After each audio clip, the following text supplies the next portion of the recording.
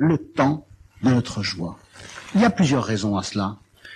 D'abord, cette fête coïncide également avec le cycle agricole qui, lui, se met en parallèle avec le cycle des fêtes juives, et c'est le moment de la récolte. C'est le moment où le paysan va constater que l'Éternel a bien voulu bénir ses récoltes, qu'il a emmagasiné ce dont il a besoin. Il a une sorte, si vous voulez, d'assurance et de satisfaction et de joie de voir que ses efforts ont été bénis. Puis ensuite, il y a ce sentiment, malgré tout, d'être sorti, comment dirions-nous, un peu victorieux de ces jours redoutables. À ce propos, je vais vous raconter une petite histoire, si vous le permettez, qui est une histoire du Midrash, c'est-à-dire de la littérature qui commente sous forme homilétique les versets de notre Torah. Ce Midrash raconte que des combattants, un jour, sont partis entreprendre une guerre extrêmement sévère, extrêmement difficile, dont l'issue était tout à fait incertaine. Et puis, toute la population qui avait vu partir les soldats attendait avec beaucoup d'anxiété leur retour. Et puis au loin, tout d'un coup, observant par les fenêtres, ils virent le nuage de poussière qui annonçait la troupe, et puis ils les voyaient approcher, et au fur et à mesure, leurs yeux s'écarquillaient de plus en plus pour voir qu'est-ce qu'il en était, et ils ont vu au loin brandir leurs épées et leurs étendards en les agitant. Alors, tout le monde dans la ville a compris, nous avons gagné. Il en est ainsi également, dit le Midrash, pour le peuple d'Israël, qui en réalité a une lutte extrêmement difficile avec soi-même, avec le mauvais penchant, avec finalement toutes les tendances qui font que l'homme a des difficultés à s'accomplir et surtout à accomplir la volonté du Créateur. Et ce point culminant de la bataille, si j'ose dire, se trouve être à Yom Kippour. Et lorsque la fête de Yom Kippour se termine, eh bien, une voix céleste sort et dit, eh bien maintenant, va en joie, rentre chez toi, mange ton pain dans la joie, car l'Éternel a agréé ton service. Et à cet instant, comme des sortes d'étendards et d'épées, eh bien, nous prenons en main ces quatre espèces, ce loulav, ces arbamim, dont d'ailleurs la tige centrale, qui est le loulav, représente effectivement une épée, et nous les brandissons comme des guerriers victorieux, tout heureux, zman simchatenu, tout heureux d'avoir justement pu réussir à ne pas perdre ce combat.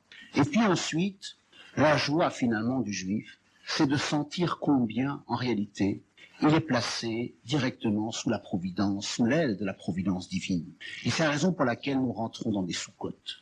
Ces cabanes, dont surtout le toit est fragile. Les murs peuvent être des murs solides, mais ce qui importe, c'est que le toit, qui est fait en végétaux, qui sont justement les restants de la récolte, ceux qu'on a l'habitude de jeter, et qui, pour ainsi dire, sont recyclés, si j'ose dire, ces déchets sont recyclés finalement pour servir de toit à cette soukha.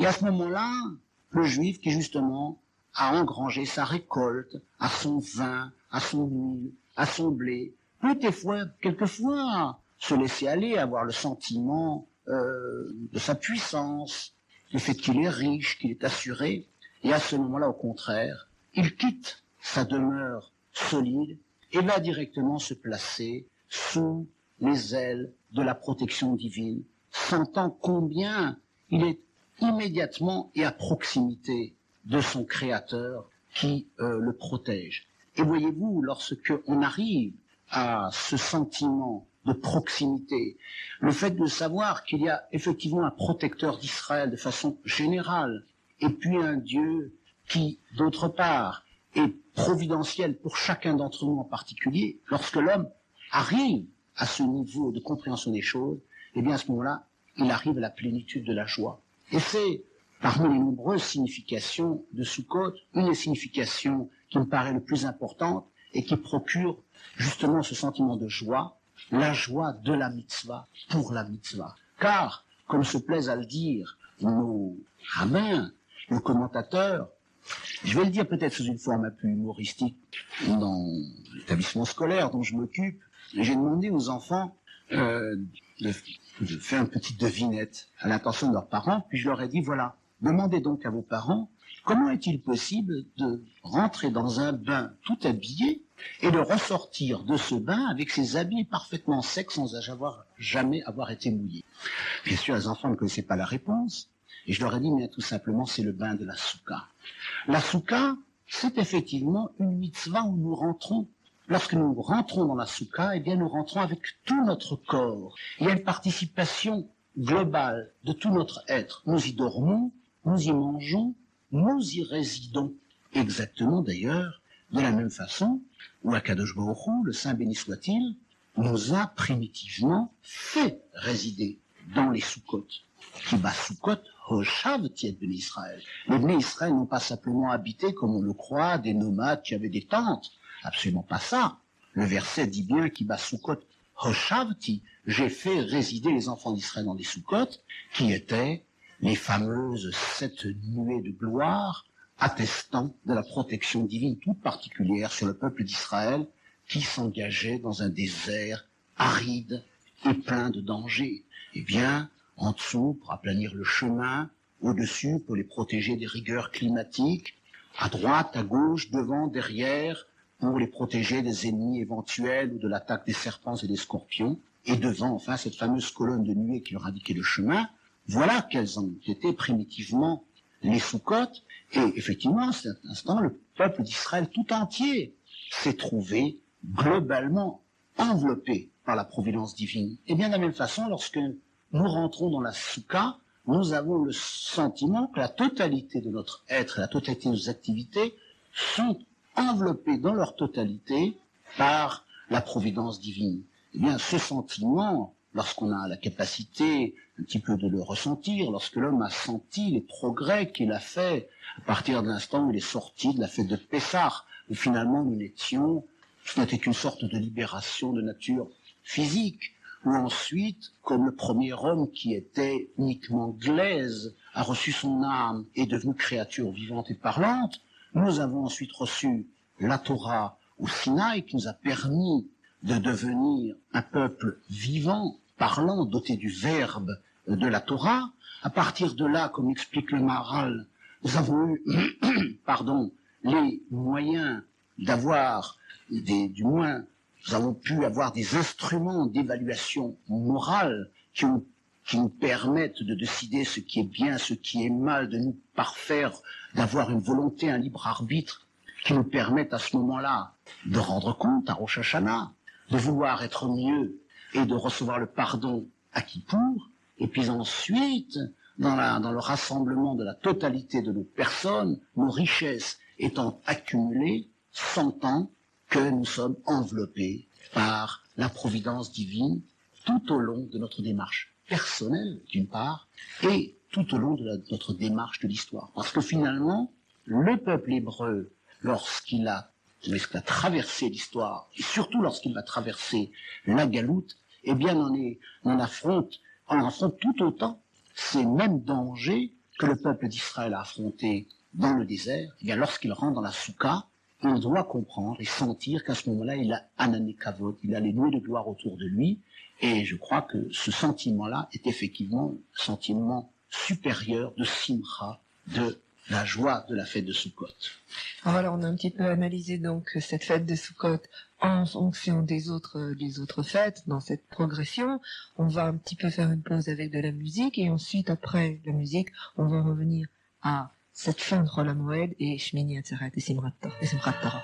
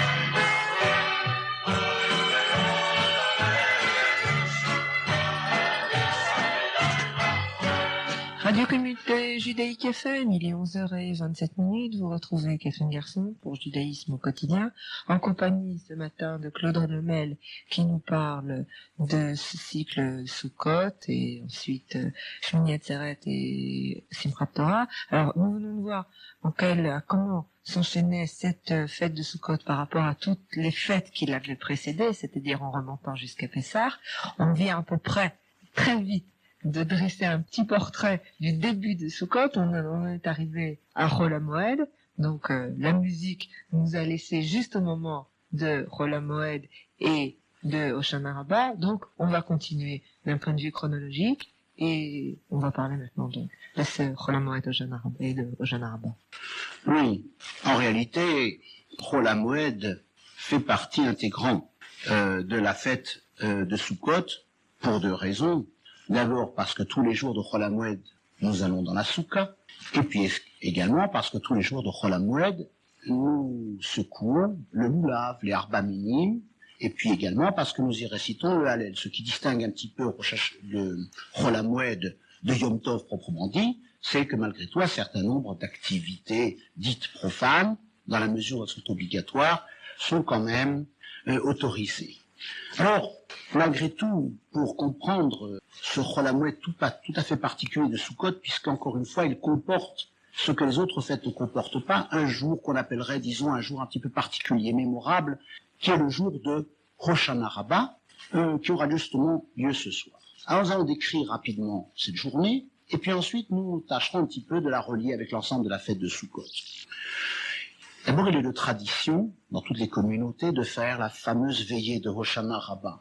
Le soir, on se réunit dans les synagogues et on veille soit jusqu'à minuit, jusqu'au petit jour, cela dépend, et on lit soit le tikkun, c'est-à-dire un certain nombre de textes qui ont été spécialement élaborés pour la circonstance, ou bien on étudie en groupe, ou on assiste à des cours, à des conférences. Chaque communauté s'organise de telle sorte, en tout cas, qu'il y ait un limoud Torah, un enseignement de la Torah, parce que, comme je l'ai dit tout à l'heure, c'est ce jour-là que se clôt de façon définitive, ainsi dire, la période de Kippour, et que, eh bien, nous allons être définitivement scellés. Akadosh Baruch Hu, le Saint béni soit-il, nous a encore laissé une occasion, au-delà des jours redoutables, de faire cette expérience d'un service plus exultant, qui est le service dans la joie et qui, comme j'ai indiqué tout à l'heure, est meilleur. Pour comprendre un petit peu ce que peut signifier Hoshana Rabbah, il faut quand même se reporter à une autre signification de Sukkot. La Mishnah nous enseigne qu'à 4 époques de l'année, l'Éternel juge la terre tout entière. Et la 4e époque est justement l'époque de Sukkot, où la terre est jugée sur la quantité, sur l'eau, très exactement. Alors être jugé sur l'eau, qu'est-ce que ça peut vouloir dire? D'abord, ça signifie la quantité d'eau que nous recevrons, et puis ensuite dans quelle mesure cette eau sera répartie de façon bénéfique. On sait très bien que trop d'eau en un seul endroit, ça fait des inondations, que de l'eau qui tombe dans le désert, ça ne sert absolument à rien, et que par conséquent, il faut que tout cela soit parfaitement bien réparti quand on en a besoin et dans les lieux désirés. Et ça, c'est une affaire qui remonte très très loin. Elle remonte, voyez-vous, à la création. Lorsque le monde a été terminé, eh bien, l'Éternel a attendu que l'homme soit présent sur terre et que l'homme se rende compte combien il avait besoin d'eau pour que toute la nature et tous les végétaux puissent fonctionner normalement. Et le Saint béni soit-il a attendu que l'homme puisse se rendre compte de cela pour que l'homme prie, invoque l'Éternel pour obtenir cette eau. L'eau, si vous voulez, correspond au niveau de l'être humain, dans la mesure où elle est présente, à une résurrection permanente des morts. Sans eau, l'homme et l'humanité, la terre entière, sont finalement des êtres voués à la mort. Et c'est la raison pour laquelle la fête de Sukkot présente tant d'importance. Là, nous pouvons comprendre, par exemple, pourquoi nous agitons le loulav.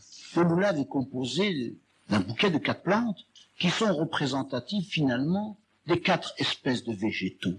L'un étant un végétal parfait, de bel aspect, de bonne odeur, bon à manger, ayant toutes les vertus, toutes les qualités, c'est le hétrogue. Le second qui produit des fruits, mais n'a pas ces vertus décoratives ou odoriférantes qu'à l'étrogue, c'est le glas, qui donne des dattes. Le troisième qui a des vertus odoriférantes, mais ne produit pas de fruits, c'est la myrte. Et enfin, le quatrième qui apparemment n'a rien de tout cela, ne sert à rien. On pousse comme ça au bord de l'eau, pas d'odeur, pas d'aspect, pas de fruits. C'est la branche de sauge. Par là, également, sont symbolisés l'ensemble des catégories humaines, allant du tzaddik, du philosophe, du grand savant, à l'homme le plus ordinaire, indiquant qu'en ce jour-là, eh bien, ils forment une unité parfaite et sont tous là en train de demander au Créateur, à l'instar justement du premier homme, donne-nous l'eau dont nous avons besoin. Mais pas seulement, et je crois qu'il faut quand même insister là-dessus, pas seulement l'eau physique, si je puis m'exprimer ainsi, parce qu'il y a encore une autre eau. Le prophète a dit, Oy kol tzameh lechol hamayim, ô vous tous qui avez soif, courez à l'eau. Et cette eau-là, c'est l'eau de la Torah. C'est que, en même temps, si le peuple d'Israël, à ce moment-là, se sent un petit peu le représentant de toutes les nations de la terre, puisqu'au cours de ce Chol HaMoed, étaient offerts, du moins au temple de Jérusalem, des sacrifices au nom des nations de la terre, eh bien ce peuple d'Israël prie, c'est sûr et certain, pour que la terre entière bénéficie d'une eau qui soit une eau de bénédiction, mais il prie également pour que nos âmes assoiffées puissent être abreuvées par l'eau de la Torah. Et cela se déroule tout au long de Chol HaMoed et trouve son point culminant au moment de Hoshana Rabbah. Signalons d'ailleurs qu'au temps du Temple, alors que de façon habituelle, les libations, c'est-à-dire le fait de verser un liquide sur l'autel au moment des sacrifices, était toujours une libation de vin, à cette époque-là, à ce moment précis, eh bien la libation, ce qui était déversé sur l'autel, était de l'eau. Et cette eau était puisée en grande pompe dans une réjouissance fantastique dans la fameuse fontaine, la fameuse source de Shiloah. En français, la fontaine, la source du Siloé. Le verset d'ailleurs dit bien, Ushavtem mayim besasson mimayne hayeshua. Vous irez puiser dans l'exultation, dans la joie extraordinaire, mimayne l'eau, mimayne hayeshua, depuis les sources du salut. Car dans cette perspective de Sukkot se mêle également une vision ultérieure, qui est la vision messianique. Parce que la Soukha également, d'une certaine façon, évoque la Soukha des temps futurs, qui est la Soukha du Messie, où justement l'ensemble des nations reconnaîtront l'Éternel et où l'univers formera justement cette unité parfaite qui est symbolisée par le moulave que nous agitons tout au long de cette fête de Sukkot et par conséquent également pendant Chol HaMoed. Et à cette occasion avait lieu, lorsqu'on a épuisé cette eau, une grande fête extraordinaire qui s'appelait Simchat Bet HaShoeva, qui se déroulait justement pendant Chol HaMoed. Et de nos jours, on la célèbre encore dans les yeshivot, dans certains endroits, on fait venir des orchestres, les bachourim, les jeunes gens dansent de leur côté, les jeunes filles dans d'autres salles dansent de leur côté. C'est une grande joie, une grande exaltation. C'est vraiment extrêmement extraordinaire.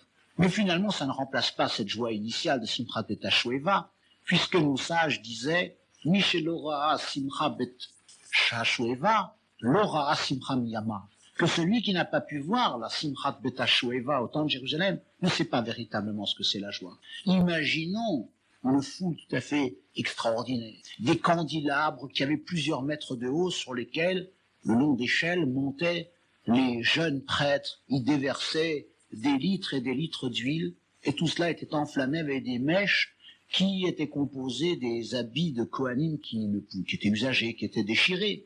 Et la lumière était tellement intense à Jérusalem, nous dit la Gemara, qu'une maîtresse de maison chez elle à la maison pouvait trier son blé à cette lumière. Et puis ensuite, il fallait imaginer les plus grands sages d'Israël, les plus grands tzadikim, les chefs des académies talmudiques, les princes, venir devant tout le public, faire des jongleries avec des torches et tout un tas de choses que même peut-être certains artistes ne sont pas capables de faire. Et cela était réservé uniquement aux plus grands.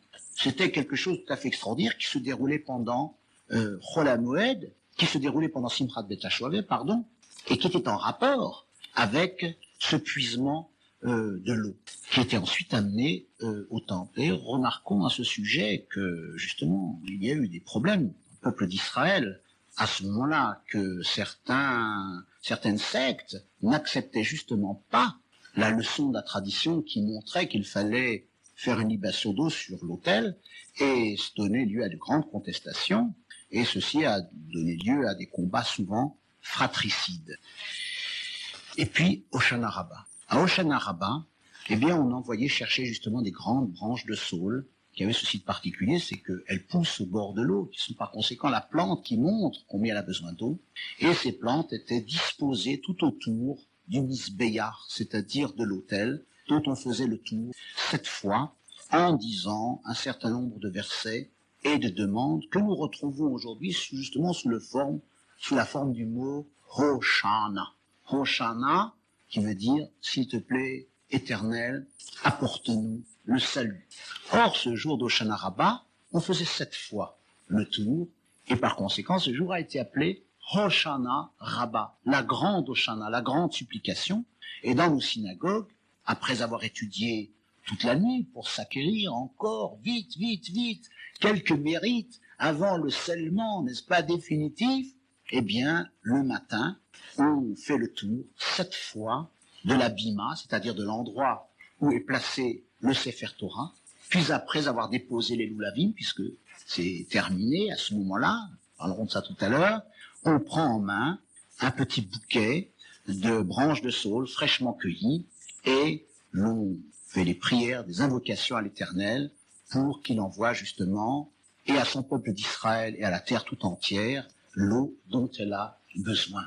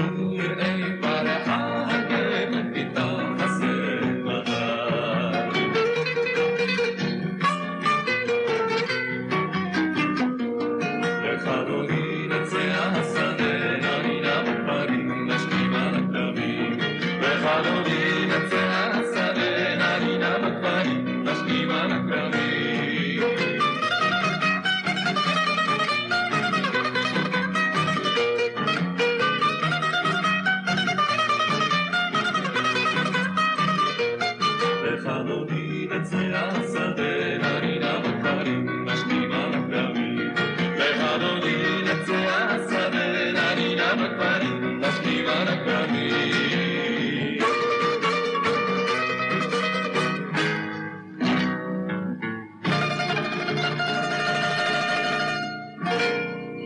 il est 11h43 à Radio Communauté Judaïque FM. Vous retrouvez Catherine Garçon qui est très silencieuse aujourd'hui parce qu'elle a de la chance et pour une fois, c'est quelqu'un d'autre qui se fatigue à sa place et qui parle aujourd'hui donc de Sukkot. Alors, on vient d'évoquer Hoshana Rabbah. On va en arriver dans les quarts d'heure qui restent au deuxième Yamim Tovim de cette fête. On va voir s'ils sont directement reliés ou non à Sukkot.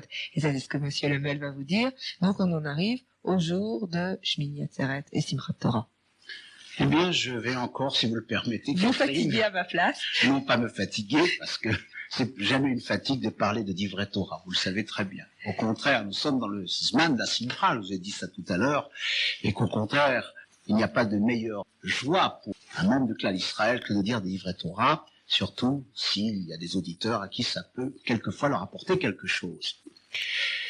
Je vais vous raconter simplement encore une petite parabole pour essayer de faire comprendre ce qu'est Shemini Atzeret, parabole de nos sages. Un jour, un roi avait décidé, après la guerre, la victoire, de célébrer tout cela par un grand festin. Et il a invité ses princes, ses généraux, puis ses soldats, et finalement tout le monde. Et tout le monde s'est trouvé dans le palais royal, en train de festoyer. 7 jours durent. Et quand les 7 jours ont été sont terminés, eh bien, chacun a compris qu'il fallait retourner chez soi. Et chacun a pris ses affaires, tout le monde est parti. Et puis voilà-t-il pas que le roi, tout d'un coup, se lève et fait des signes discrets à l'un et à l'autre, dont chacun savait que c'était ses plus proches collaborateurs, ceux avec qui il travaillait, avec qui il se complaisait, qui étaient ses amis, et il leur a fait signe et a dit, si tout le monde est parti, j'ai quand même du mal à voir tout le monde partir comme ça. Soyez gentils, restez un jour de plus avec moi. Eh bien, si on a le droit de s'exprimer ainsi, Kaviyachol, il est ainsi du créateur d'Akadosh Baruch Hu, du Saint béni soit-il. Après cette guerre de Kippour, je m'excuse évidemment en parlant de guerre de Kippour parce que ça peut faire penser à autre chose, mais ceux qui ont écouté l'émission depuis le début savent ce que je veux dire par là. Après ces jours redoutables, eh bien tout le monde est invité pendant cette fête de Sukkot. Et comme je vous l'ai dit tout à l'heure, même les nations de la terre sont toutes présentes à travers les sacrifices que nous offrons pour elles, à travers la prière que nous faisons pour l'eau, pour la terre tout entière. Puis la fête se termine. Nous allons sortir de la soukha. Et alors, l'Éternel dit quand même à son peuple, à ceux qui, toute l'année, le servent, font des efforts, souffrent finalement quand même beaucoup pour accomplir la Torah, pensent à lui, nuit et jour, ils disent vous êtes quand même mes proches, plus que mes proches, vous êtes mes très très bons amis, eh bien, j'ai de la peine à vous voir partir, restez encore un jour de plus avec nous. Et c'est à cette occasion que le Saint béni soit-il nous a offert une fête qui n'a un rapport avec, si j'ose dire, rien. Ni elle ne rappelle un événement historique, ni elle s'inscrit dans un cycle agricole. C'est une fête comme ça, suspendue en l'air, pour le plaisir, si je pouvais dire, une chose pareille, simplement parce que l'Éternel se complaît de rester avec son peuple d'Israël, et bien entendu, nous nous complaisons de rester avec lui. Et c'est une fête à part, qui ne s'appelle absolument plus Sukkot, et qui est Shemini Atzeret, la conclusion. Seulement, ce qu'il faut comprendre, c'est pourquoi elle a été appelée Shemini, le 8e. Pour cela, il faut se référer un petit peu à la signification qu'ont les chiffres dans la Torah.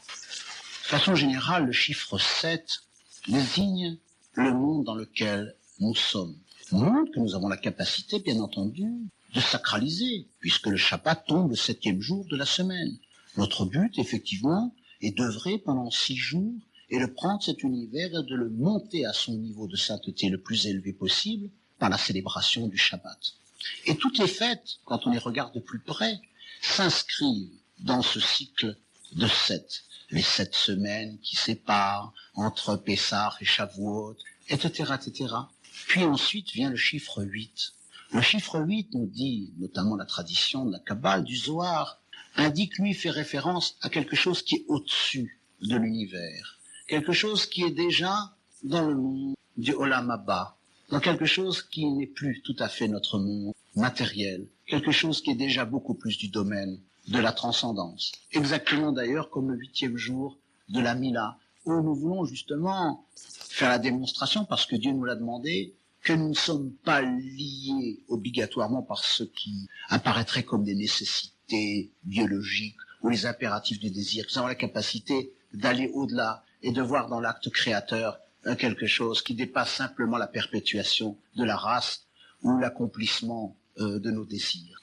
Eh bien, c'est exactement la même chose. C'est une fête qui est en dehors du cycle, qui est préfigurative non seulement du Messie, mais qui est également préfigurative d'un monde qui est au-delà de l'univers dans lequel nous nous mouvons.